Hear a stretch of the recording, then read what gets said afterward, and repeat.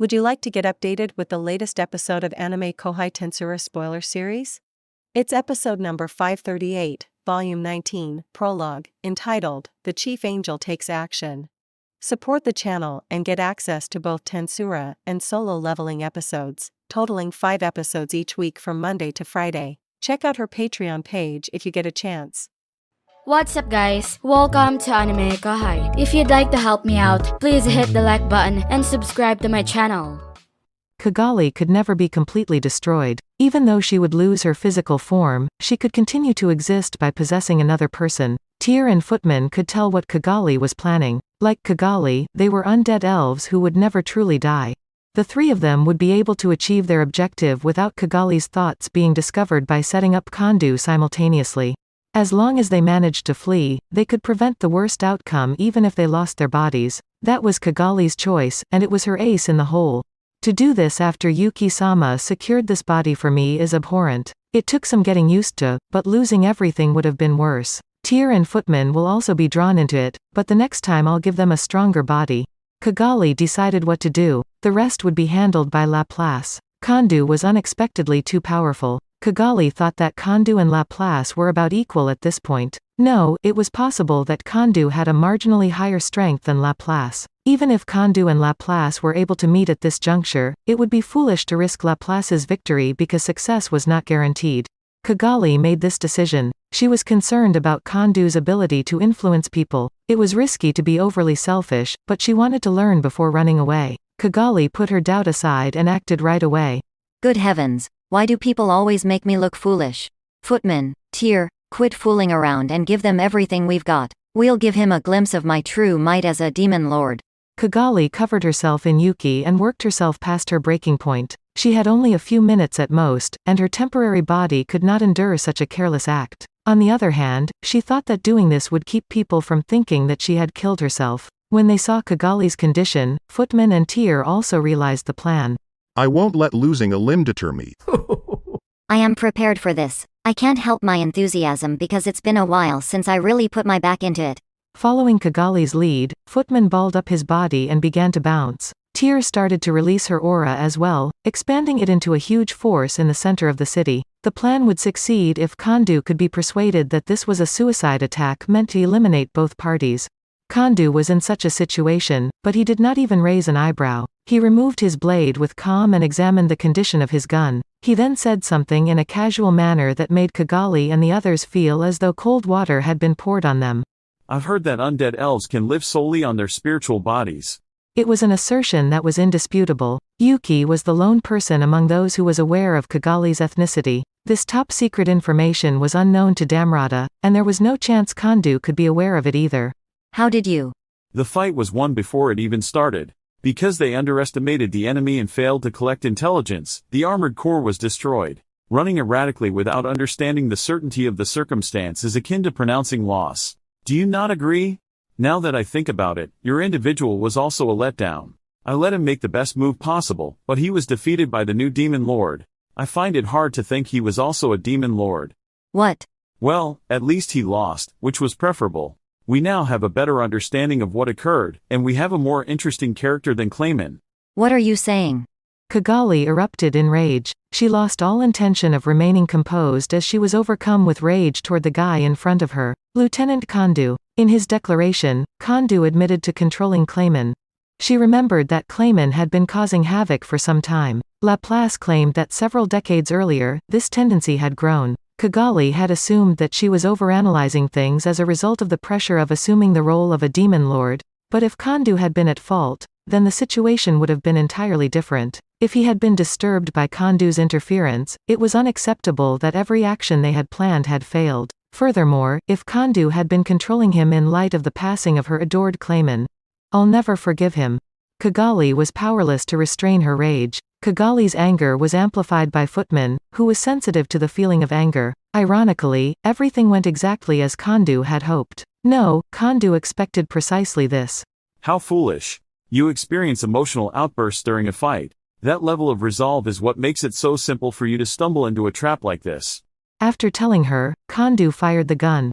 Kagali jolted when he heard a slight pop sound. Blood was non-existent. It was a very unique kind of bullet, one that had an impact on the psyche rather than the body. The Dominion bullet was its name. It was a treasure that Emperor Rudra had entrusted to Kandu, and it was one of his most effective weapons. The Dominion bullet had the ability to manipulate and control people because it held a portion of Rudra's power. It could only impact one person at once, though, and a strong-willed individual was likely to fight it.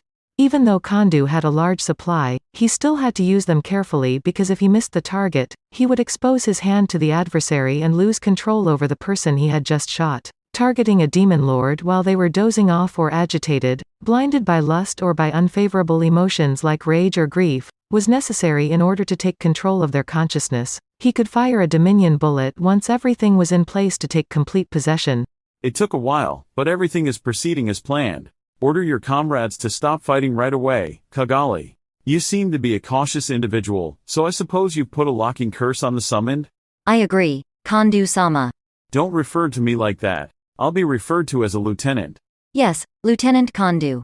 As a result, Kandu gained control of Kagali. Tyr and Footman could no longer resist Kagali's words because, as Kandu had predicted, a curse had been inscribed on the souls of Yuki's companions. Others recognized the drawback of their circumstance even though they did not have a curse written on their souls. They determined that it was preferable to be captured than to put up a fight because they knew that doing so would result in their deaths like dogs. The night of the Imperial City was once again silent. If you wish to despise someone, despise yourself for being so impotent. Everyone has their own sense of what is proper, but it cannot be implemented unless it is combined with a stronger will. It holds true for one's beliefs as well. In the presence of His Majesty's just cause, your ambitions all vanished. There's nothing more or less. The principle of survival of the fittest was unbreakable. Kandu was well aware of it. Those who aren't willing to be crushed at the end aren't really equipped to have ambitions in the first place. That doesn't apply to you. So I'll recall your disappointments for you.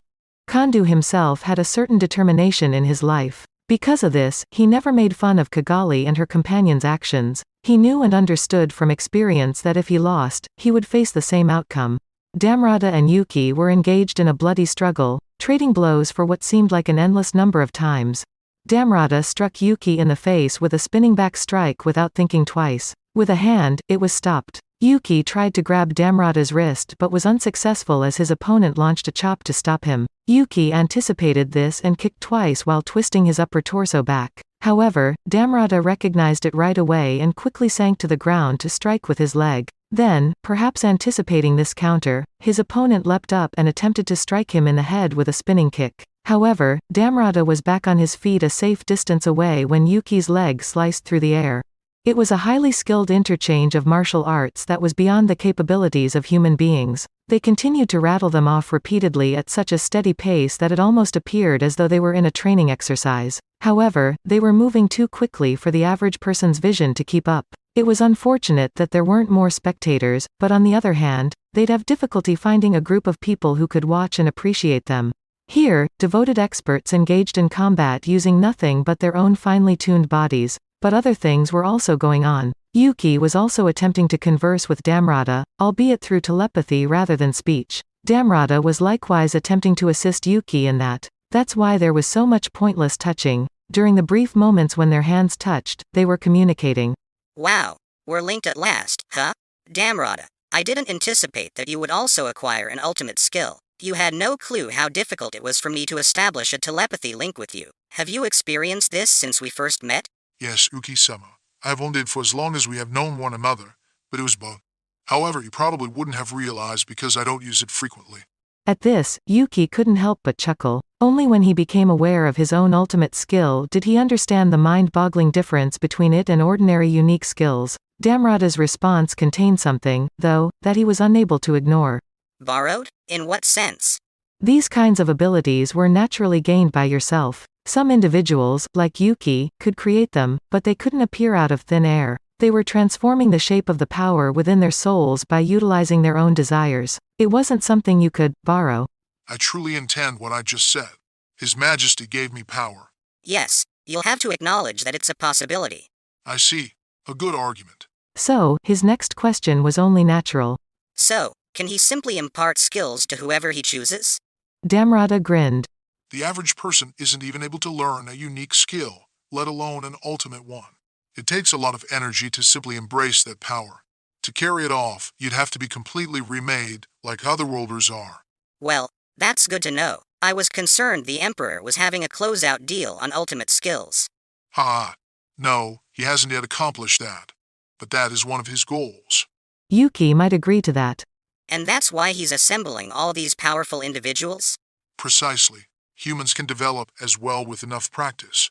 They undergo a species-wide transformation and attain enlightenment. Yuki-sama, I believe you understand the procedure as a saint.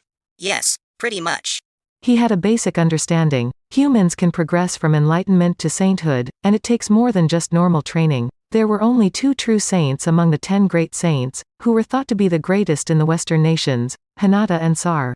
One can only escape the constraints of humanity, where they are forced to exist among those who are like them. Once they have become enlightened, they still have their own identity, but they can now connect with people all over the world. Those who pass the minimal standards His Majesty has established and reach that level here become Imperial Guardians. Is the minimum requirement to be enlightened? That's correct. You must have realized Gi's strength if you engaged in combat with him, Yuki-sama. He was unbeatable by even the saints. Yes, I'll give it to you. Gi was just untouchable. Taking him on made that perfectly apparent. No half-hearted effort would even come close to touching him. At the very least, you must awaken to the greatest power if you want to defeat Gi. In other terms, an ultimate skill? Yuki understood it. Now that he had his own ultimate skill, that made more sense to him. The only method to defeat someone using their ultimate was to use your own ultimate. Exactly. This is also something His Highness is aware of.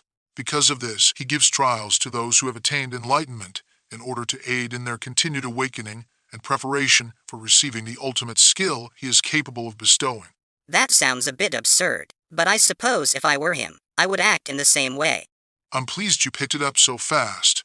Damrada and Yuki exchanged smiles. To the average individual, it might seem completely illogical, but Yuki understood the logic. Once you figured out the method, you could use it to find a lot of people with the ultimate skills. He didn't like that someone else had thought of the concept before him, but he couldn't deny its appeal. The only issue was that it needed to be engineered by someone with Rudra's special skills. It is simply incredible that Rudra can award ultimate powers at all. Certainly, it is undeniable evidence of his greatness. And if you learn to be a saint from him, His Majesty will give you the ultimate skill alternative. Yuki heard that Damrada was proud in his telepathic voice. He was able to sense Damrada's reverence for Emperor Rudra, which caused him to chuckle a little. That's it for this video, guys. Thank you for always watching my videos and supporting my channel. Shout out to the new members of AnimeKouhai supporters. I Like Anime, Mark Charlie Els, Hansel Ortega, Yellow Wally, Efrain Hernandez, Luca Gaming WTF, William Locke, Jordan Mersha, Wagging Tales, Jay Magsino. Thank you so much for helping out. I'll see you guys in the next video.